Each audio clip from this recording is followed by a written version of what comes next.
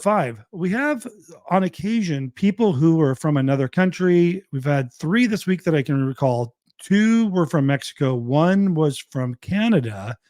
And when it comes to notarizing your paperwork, when it comes to the judgment, the respondent needs to notarize their paperwork, especially in most cases, when a response has not been filed.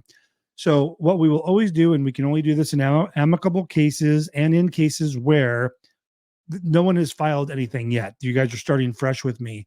We will make the party who lives in Mexico or in Canada or whatever country the petitioner. That way we don't have to get a notary from them, because the notary that the California courts accept if you are the out-of-country respondent that needs to notarize their paperwork is from the consulate. And that is a huge pain in the butt to get an appointment with the consulate to get a notary. So in the 2 Mexico cases, they're not Mexico divorce cases, they're California divorce cases. But in those cases, they started with me before they filed anything. So we had the conversation about making the petitioner the party out of country. And there was a dual issue here, because we can use E-Notary in most cases for our California cases when we do need the notary. But 2 of these cases, one was in Mexico, one lived here, but was from Mexico and never had an ID or identification or credit cards or anything.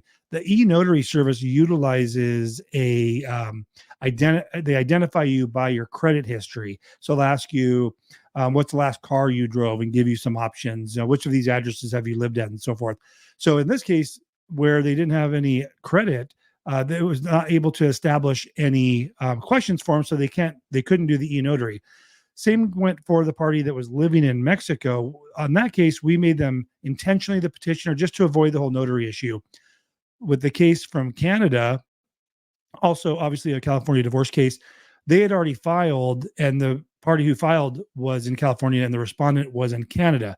So they had to go out and go to the consulate. They did it. I mean, it's not a huge deal. I think they charged $50, but they had to go and take the time wherever the consulate is. It could be a bit of a pain to go down to the consulate in whatever country you're in, the U.S. consulate, to get that notary complete. So the takeaway on that is, if you're going to file for divorce and you guys are amicable and cooperative and one party's out of country, make the party out of country the petitioner.